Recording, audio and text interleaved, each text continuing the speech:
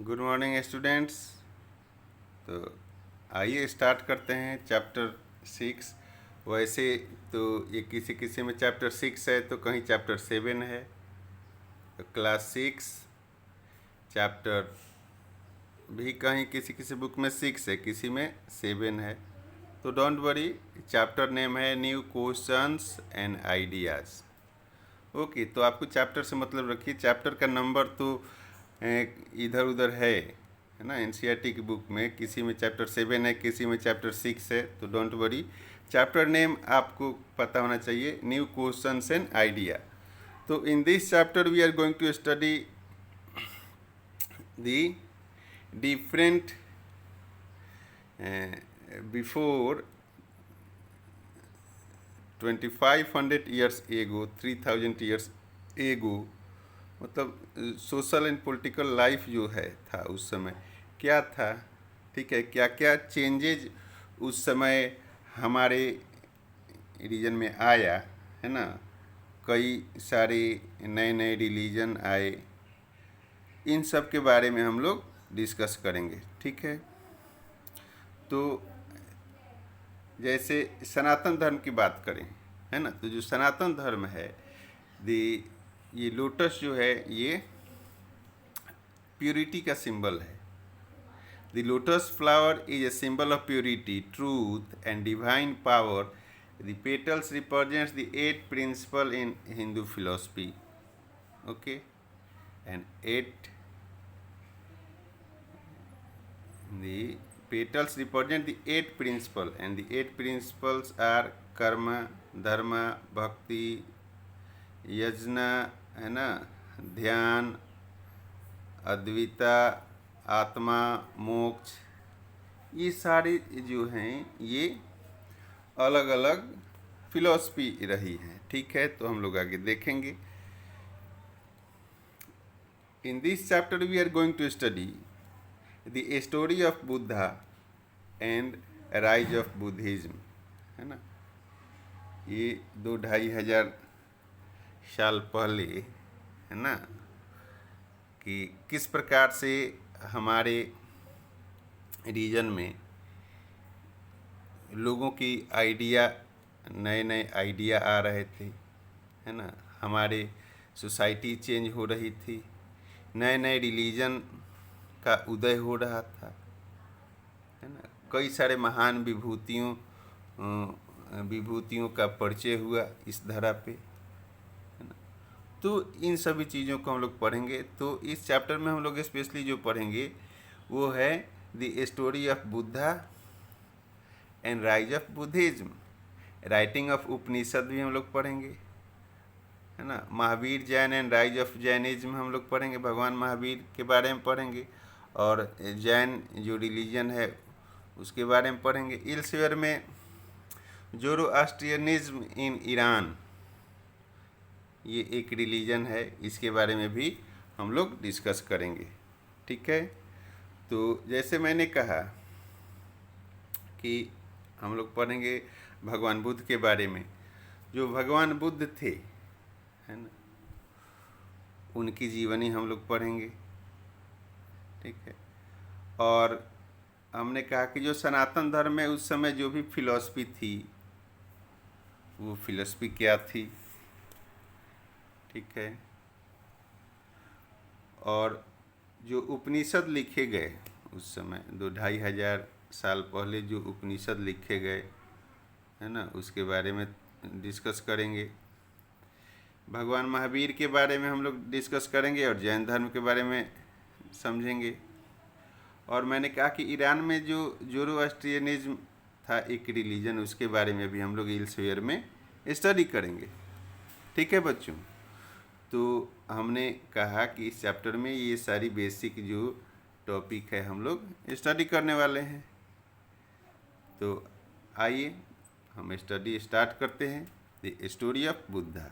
Okay, तो जैसे कि आपको पता है जो गौतम बुद्ध थे, भगवान बुद्ध, उनका जो बचपन का नाम था सिद्धार्थ था, है ना। Also known as Gautam was born about 2500 years ago in Shakya Kshatriya gana in Lumbini Nepal. His father was the king of Kapilavastu, है ना। रहे कि जो भगवान बुद्ध थे, उनका बचपन में भगवान बुद्ध नाम नहीं था, उनका नाम था सिद्धार्थ, ठीक है।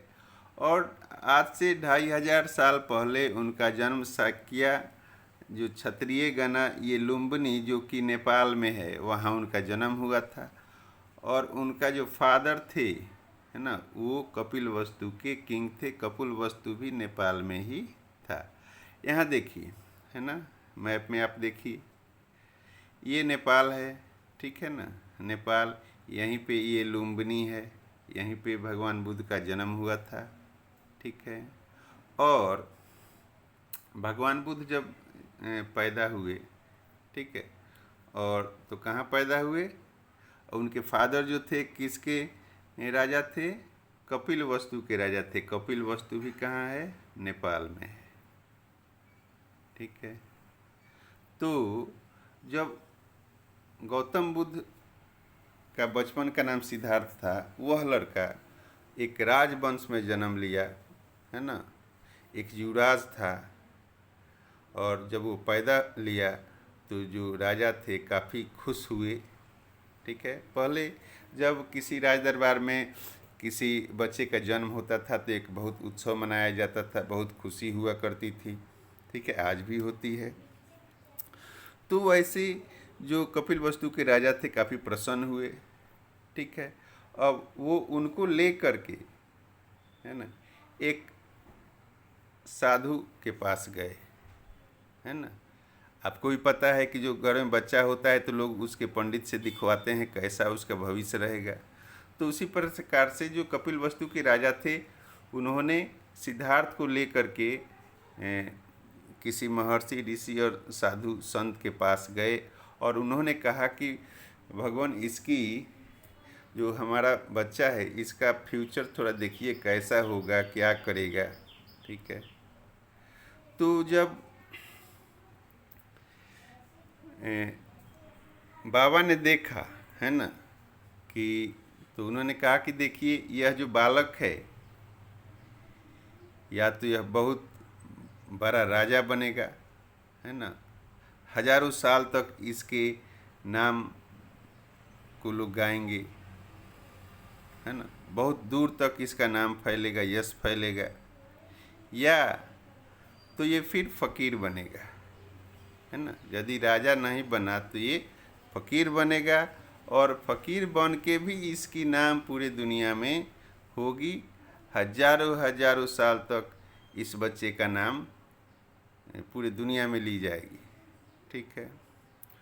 अब तो राजा सुनकर खुश भी हुए और दुखी भी हुए, है ना। खुशी इसलिए हुए कि वो सोचे कि भाई वह बड़ा राजा बनेगा, हजारों साल तक उसकी नाम होगी, है ना, इससे खुश भी हुए। दुखी इस बात से हुए कि कहीं वो फकीर न बन जाए, है ना। हर राजा को होता है कि भाई हमारा बेटा है वो बड़ा राजकुमार बनेगा, फकीर बनेगा तो दर दर की ठोकरें खाता फिरेगा। तो इसलिए राजा मायूस भी हुए। अब राजा को, है ना, था कि जब राजा लौटे अपने राजभवन में और सिद्धार्थ का लालन पालन जो है, सिद्धार्थ का लालन पालन होने लगा राज दरबार के अंदर। अब सिद्धार्थ को घर में रखा जाता था, ठीक है ना। अब ऑर्डर हुआ कि सिद्धार्थ को जो भी चीज़ चाहिए वह उसको ला करके राजभवन में दिया जाए और वह बाहर नहीं जाएगा, ठीक है। और वो बाहर जाएगा तो जहाँ तक जाएगा उसके साथ पूरा लोग होंगे उसको घुमाने के लिए, और रास्ते में कोई भी गरीब आदमी नहीं दिखाई देगा। जो भी होगा वो खुशहाल लोग दिखाई देगा, हंसता खेलता हुआ लोग दिखाई देगा। कोई फ़कीर साधु रास्ते में नहीं दिखाई दे, इसका ध्यान रखा जाएगा।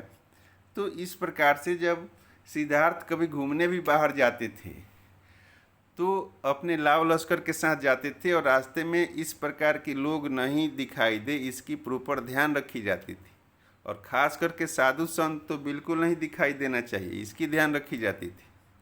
ठीक है,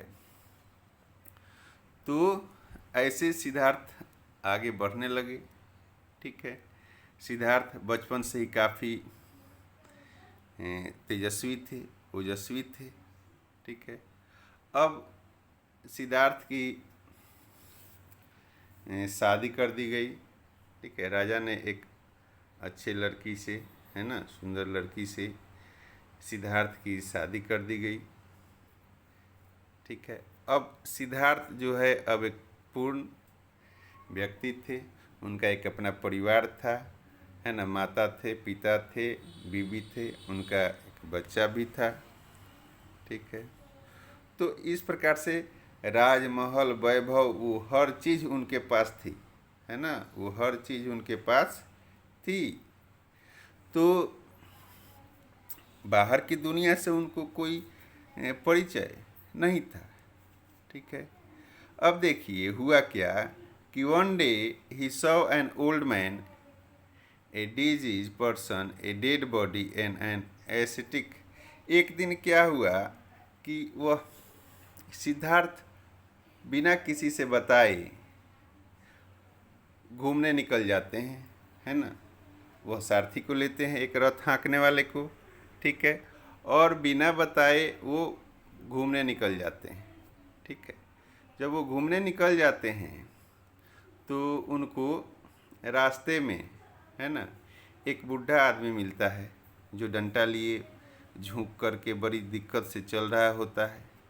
ठीक है, अब गौतम बुद्ध जो थे, सिद्धार्थ जो थे, उनको पता नहीं था कि ये कौन से लोग हैं भाई, है ना। वो सारथी से पूछते हैं कि ये जो कैसे लोग हैं, तो सारथी ने बताया कि ये आदमी एक बूढ़ा आदमी है जो सीधा नहीं चल सकता है ना, इसकी शरीर कमज़ोर हो गई है, इसलिए वह लाठी लेकर के चल रहा है। ठीक है, अब सिद्धार्थ को काफ़ी धक्का लगा कि अरे ऐसा भी कोई बूढ़ा भी होता है क्या।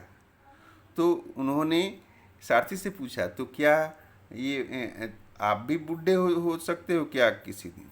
तो सारथी ने बोला, हाँ मैं भी बूढ़ा हो सकता हूँ, क्योंकि आदमी जो है जब जन्म लेता है तो छोटा होता है, बड़ा होता है, फिर एक दिन बूढ़ा भी होता है, तो मैं भी बूढ़ा हो सकता हूँ। सिद्धार्थ ने कहा, तो क्या मैं भी बूढ़ा हो सकता हूँ किसी दिन। तो सारथी ने जवाब दिया कि हाँ हजूर, आप भी बूढ़ा हो सकते हैं, होंगे एक दिन। तो सिद्धार्थ को काफ़ी धक्का लगा, अरे यार ये क्या ज़िंदगी है कि मैं कहीं बचपन इतना अच्छा शरीर, फिर आदमी बूढ़ा हो जाएगा। ठीक है, उसके बाद जब उससे आगे निकलते हैं सिद्धार्थ, तो रास्ते में देखते हैं कि एक बीमार आदमी है, वह काफ़ी कष्ट है उसको और वो कष्ट में कराह रहा है। तो उन्होंने सारथी से पूछा कि ये कैसे लोग हैं। तो सारथी बोले कि ये काफ़ी बीमार आदमी है, इनको काफ़ी कष्ट है और इनकी बीमारी से यह परेशान है, दुख से। ठीक है, तो उन्होंने कहा अच्छा, यानी कि लोग बीमार भी पड़ सकते हैं, लेकिन क्या तुम भी बीमार पड़ सकते हो। तो सारथी बोला कि हाँ सर, इसमें बीमारी किसी के बस की बात नहीं है, वो बीमारी किसी को भी हो सकती है। तो फिर सिद्धार्थ ने सारथी पूछा, क्या मैं भी बीमार पड़ सकता हूँ। तो जो सारथी था थोड़ा हिचकिचाते हुए बोला कि हाँ युवराज, आप भी बीमार पड़ सकते हो। तो अब उनका तो दिमाग ही हिल गया कि ऐसे भी होता है। अब अभी तक तो वो राज दरबार में रहे, बाहर की दुनिया से उनको अलग रखा गया। ठीक, अब वहाँ से आगे बढ़ते हैं तो उनको एक डेड बॉडी ले जाते हुए 4 लोग कंधे पे दिखाई दिए, और उस डेड बॉडी के साथ और भी बहुत सारे लोग जा रहे थे। तब सिद्धार्थ ने पूछा कि ये सारे लोग कौन से जा रहे हैं। तो बोले कि ये जो एक व्यक्ति है जिसकी मृत्यु हो गई है, और उसको कंधे पे ये 4 लोग ले जा रहे हैं इसके डेड बॉडी को जलाने के लिए।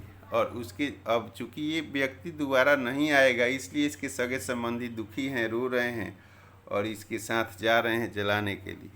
ठीक है, अब तो बिल्कुल घबरा गए। सिद्धार्थ पूछे कि क्या तुम भी मर सकते हो क्या? तो सारथी ने बोला कि युवराज, बिल्कुल, जो यहाँ जन्म लेता है वो किसी दिन जवान होता है, बूढ़ा होता है, उसकी मृत्यु भी होती है, मैं भी मर सकता हूँ।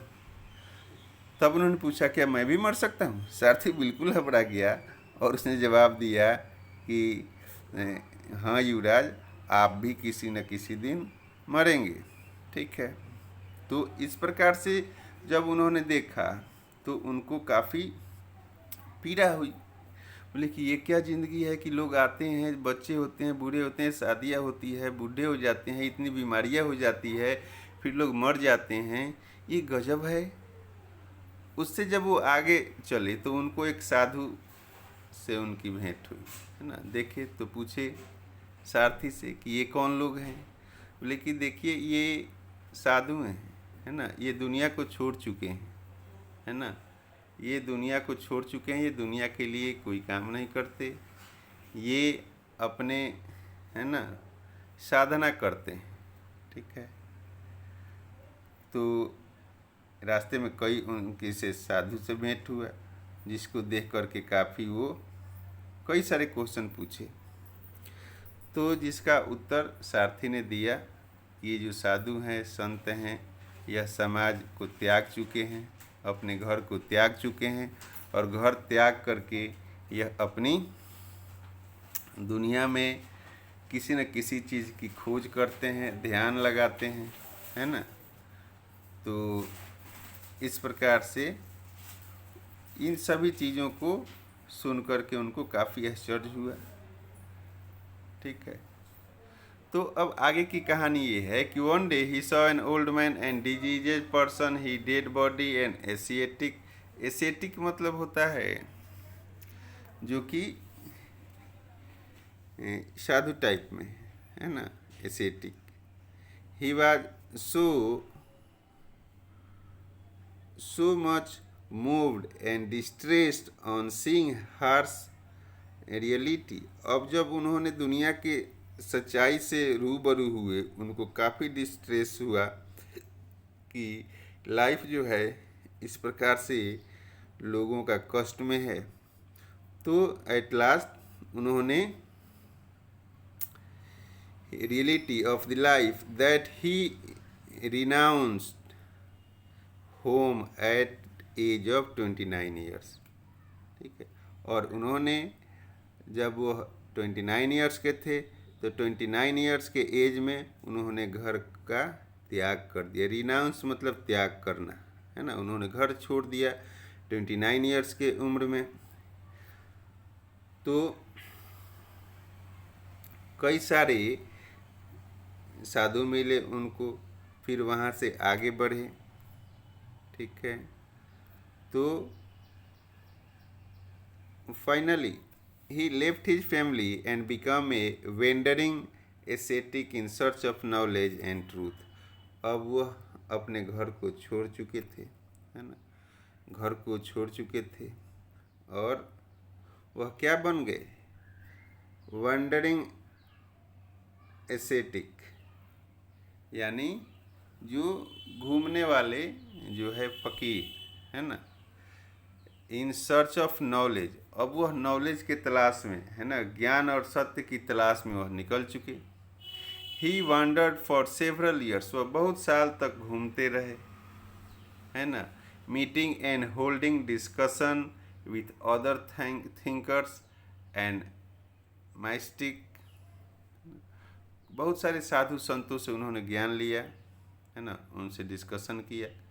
बहुत सारे जो सनातन धर्म में जो साधु थे उनसे मिले, बहुत साधना किया, बहुत सारी तपस्या की, है ना। लेकिन उसके बावजूद भी finally he decided to find its own path, realisation and meditation, है ना। लेकिन उनको कहीं ज्ञान नहीं मिला, उनको शांति नहीं मिली। फिर उन्होंने डिसाइड किया कि हम अपने रास्ते से ज्ञान की खोज करेंगे, है ना, अपने तरीके से मेडिटेशन करेंगे। तो वह निकले अपनी रास्ते की तलाश में। तो एक बार की बात है कि पादरी एंड मेडिटेटेड फॉर 49 डेज। उन्होंने यहाँ कपिल वस्तु में अंडर पीपल ट्री के नीचे बैठे और 49 डेज तक लगातार उन्होंने मेडिटेशन किया, ठीक है, जो कि बोध गया में है, बिहार में।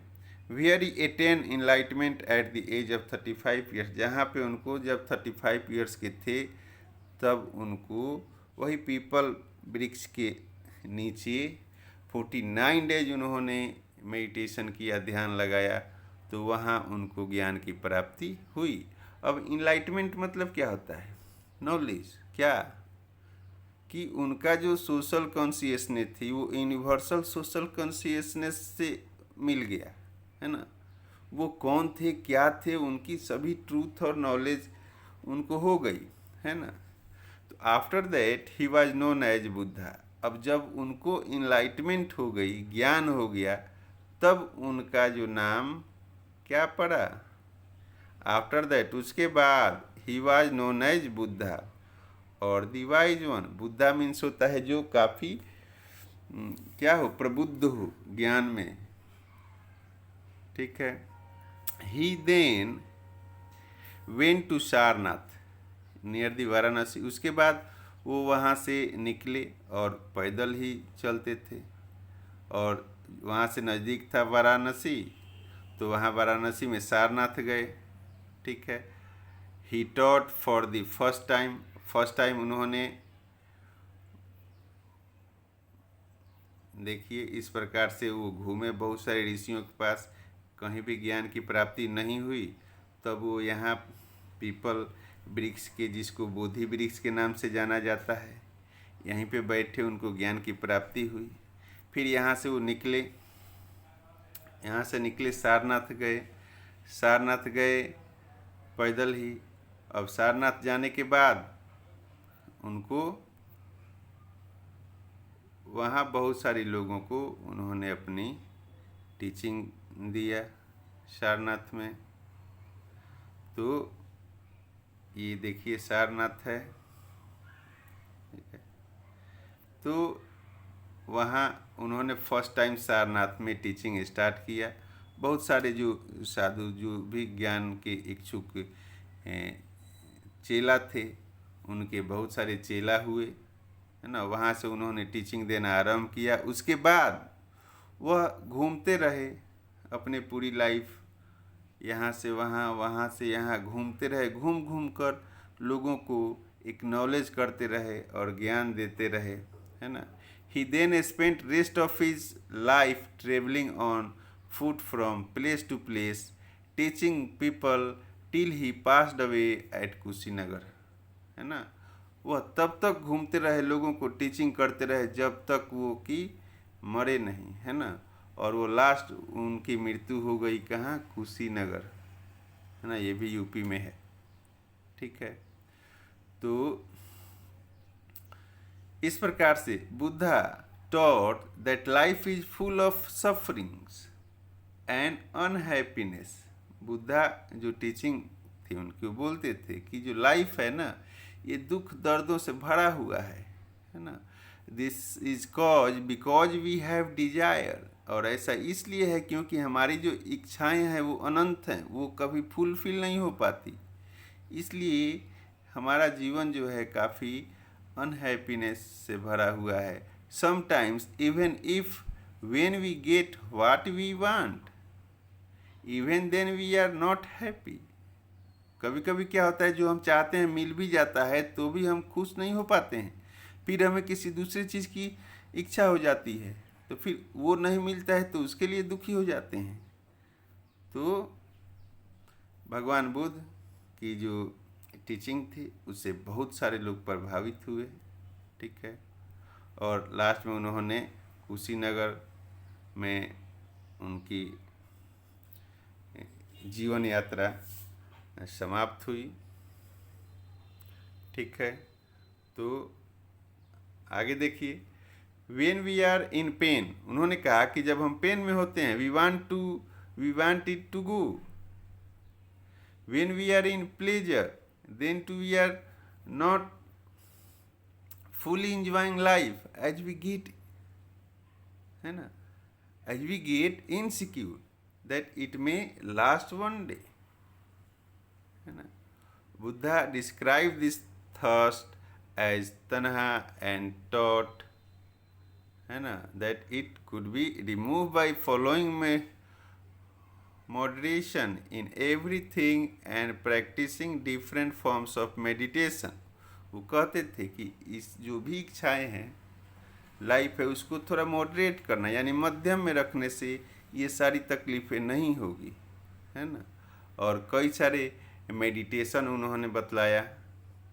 मेडिटेशन के उनके तरीके. आप जब बड़े होंगे तो भगवान बुद्ध की लिखी हुई बहुत सारी किताबें हैं, उसमें कई सारी मेडिटेशन की उन्होंने लिखा है, तो आप पढ़ेंगे आपको पता लगेगी. He told about 8-fold path and the middle path of avoiding both the extreme and luxurious, है ना, asceticism. He also taught people to be kind and to respect the lives of other including animal. वो कहते थे कि लोगों को kind होना चाहिए, है ना, लोगों के एक दूसरे के रिस्पेक्ट करना चाहिए, not only in human but also animal. लोगों को एनिमल से भी लगाव होना चाहिए. ठीक है. तो उन्होंने इन सभी चीज़ों के लिए अपनी टीचिंग दी. The ultimate aim of life is to attain nirvana. वो बोलते थे कि जो अल्टीमेट जो एम है, ऑब्जेक्ट है, वो क्या है किसी लाइफ का, कि निर्वाण प्राप्त करना, है ना. Which means liberation from the cycle of birth and death. जिसका मतलब होता है निर्वाण मीन्स जो बार बार जन्म मृत्यु के चक्र से छुटकारा पाना, है ना, जिसको सनातन धर्म में मोक्ष प्राप्त करना कहते हैं. ठीक है. He believe that result of our action called karma. वह कर्म पे विश्वास करते थे, है ना, वह कर्म पे विश्वास करते थे कि जो रिजल्ट आता है हमारे सामने, आखिर वो हमारे किसी न किसी कर्म का ही रिजल्ट होता है, वेदर गुड और बैड, चाहे वो अच्छा हो या बुरा हो. Effect us both in this life and the next. ठीक है. और वो हमारे जीवन को प्रभावित करता है. बुद्धा टॉट इन प्रकृत लैंग्वेज. भगवान बुद्ध ने प्रकृत लैंग्वेज में अपनी टीचिंग दी. Ordinary people so that everybody could understand his message, कि ताकि सभी लोग उनके मैसेज को समझ सके. He also encourage people to think for themself rather than this simply accept what is said, है ना. वह बाकी लोगों को भी इनकरेज करते थे. ही ऑल्सो इनकरेज पीपुल, लोगों को इनकरेज करते थे कि तुम खुद सोचो, है ना, हमारे पे विश्वास मत करो, किसी पे विश्वास नहीं करो, तुम उस स्पिरिचुअल जो पावर है उसको रियलाइज करो, खुद रियलाइज करो, खुद मेडिटेशन करो और रियलाइज करो कि वो क्या है, मैं जो बोल रहा हूँ सही है कि नहीं है. ठीक है ना. तो वो खुद प्रैक्टिकल करने की बात करते थे, है ना. और स्पिरिचुअल जहाँ तक बात है किसी के कहने से नहीं होता है. जो इसको अब इनलाइटमेंट तो हमें खुद ही नहीं है, तो हम आपको इनलाइटमेंट का मतलब क्या बताएं, है ना. तो इस प्रकार से